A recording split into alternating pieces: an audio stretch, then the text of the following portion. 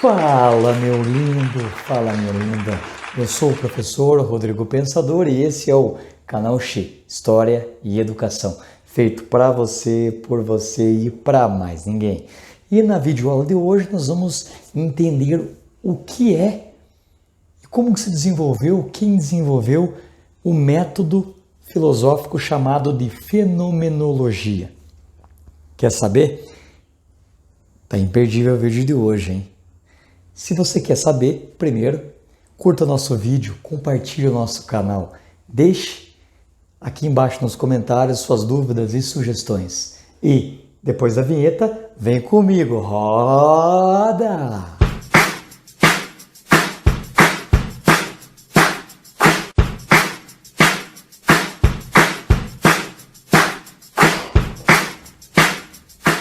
Fala, meu lindo, fala, minha linda.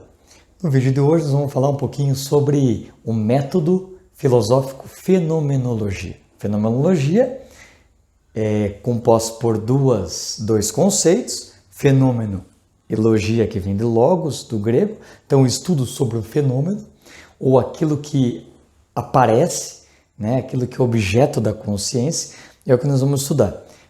Husserl, o filósofo do século XIX e XX, foi o primeiro a desenvolver, então, esse método de pesquisa na filosofia.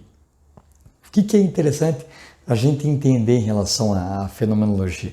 Então, ela vai querer propor esse método como se fosse o fundamento de uma casa, a base, aquilo que tem de primeiro para qualquer conhecimento, que seja, por exemplo, a ciência das ciências, aquilo que é mais básico de uma casa, que é a estrutura, a sua fundação. Husserl também vai fazer isso com o método que é a fenomenologia. Então, quando eu conheço o mundo, quando eu estou diante de um objeto, o que é mais básico que eu tenho em termos de contato para compreender o mundo? Mas para isso ele vai fazer uma crítica a toda uma tradição filosófica que vem antes dele, que é o racionalismo, que é o empirismo. E a gente vai entender que a fenomenologia, ao mesmo tempo que permeia entre o racionalismo e o empirismo, ela supera, né? Ela não se reduz a isso. Ela não é racionalista porque ela não acredita em ideias inatas, né? Ideias a priori que independem da experiência. E também não é empirista porque não acredita na passividade do ser humano de ser absorvido pelos dados dos sentidos, né? No caso, a nossa mente vai apenas ser o reflexo daquilo que os sentidos nos mostram. E também o Husserl é muito questionador em relação ao método da ciência. Para ele existe algo que antecede a ciência. A ciência ela não consegue aprender aquilo que é imediato no mundo. Por isso que o fenômeno, né, que é aquilo que aparece, o significado de fenômeno significa isso, aquilo que aparece, é o que ele vai desenvolver. E ele utiliza um método mesmo cartesiano, né? Ele é até conhecido como neocartesiano, justamente porque neo, de novo, né? Um novo método de Descartes, porque ele vai fazer um questionamento profundo, até perceber o que tem de básico na realidade, até aquilo que é primeiro, enquanto forma para compreender o mundo. E é nesse sentido que ele vai dividir uma atitude em duas partes.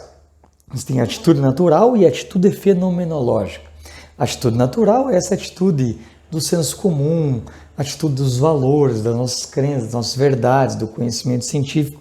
Nós olhamos o mundo dentro de ideologias, de visões, de paradigmas, de influência do mundo, de tudo. Nós estamos arraigados nisso. É como se nós tivéssemos vários chips, vários óculos, várias lentes para enxergar a realidade, mano. Tá entendendo? E o que ele quer? Que a gente tire tudo isso que a gente tem na nossa mente e olhe a realidade de maneira pura, de maneira objetiva. Qual é a forma primeira para analisar a realidade? Sem essa construção teórica que eu já tenho, que é herdado pelos livros, pelos filósofos, pelos cientistas, pela influência, por tudo aquilo que nós temos na nossa realidade.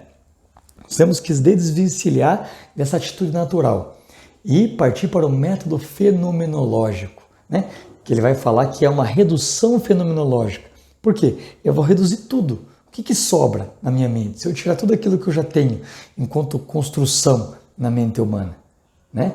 Então, para isso, ele vai dizer que nós temos que fazer aquilo que é epoké. Epoké, em grego, significa suspensão do juízo. Eu tenho que não ter pré-conceitos, não julgar as coisas, não conhecer as coisas antes de passar pela experiência, né? Antes que as coisas me revelem para o indivíduo o que elas são. Então, é a suspensão do juízo que é a primeira coisa que nós temos que fazer, né? Para que a gente então consiga ter verdades absolutas, que ele chama de epoké. Epoké são verdades absolutas. Então, para eu chegar numa verdade absoluta, eu tenho que questionar tudo que está na minha mente. É como se fosse um método cartesiano. Então, primeiro vem a epoké, que é a dúvida profunda, para depois eu chegar às verdades apodídicas, né? Que são verdades absolutas. E o que me sobra se eu tirar tudo da minha mente? Todas as ideias, todas as teorias e construções. Sobra a consciência. Só que não uma consciência como Descartes dizia, uma consciência pura, uma mente pensante isolada do mundo. Para o Husserl, existe uma consciência ligada ao mundo. Existe uma consciência de. Só existe mente porque existe uma mente que pensa algo. Toda consciência é a consciência de um objeto que está no mundo, que permeia o mundo, que se relaciona com o mundo. Toda mente é uma mente que está atrelada a um corpo.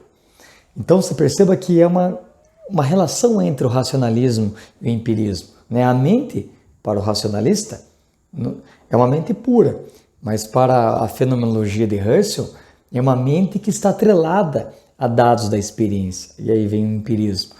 Então, pensar algo é pensar sobre algo da realidade. Então, está entrelaçado a mente e a coisa e o objeto. Ou seja, os dados da intuição são os dados primeiros. É a partir da intuição primeira que o Husserl vai fazer esse resgate, né? Por meio da análise filosófica. E a filosofia deve se preocupar com essa intuição primeira, que é a primeira forma que o homem tem de aprender o mundo. Então, as verdades absolutas estão por meio dessa intuição originária. Beleza? Então, essa foi a ideia de Edmund Russell, filósofo do século XIX e XX, que inaugurou um método chamado fenomenologia. Meu lindo, minha linda. Entendeu? Tá com alguma dúvida? Deixe seu comentário aqui embaixo. Beleza? No próximo vídeo nós vamos falar um pouquinho sobre Merleau-Ponty. Nós já falamos sobre Sartre, também foi um filósofo que desenvolveu a fenomenologia, mas no próximo vídeo vamos falar um pouquinho então sobre Merleau-Ponty. Curta nosso vídeo, compartilhe as nossas ideias e não se esqueça, eu sou o professor Rodrigo Pensador e esse é o canal Xê, História e Educação, feito por você, para você e para mais ninguém. Um forte abraço.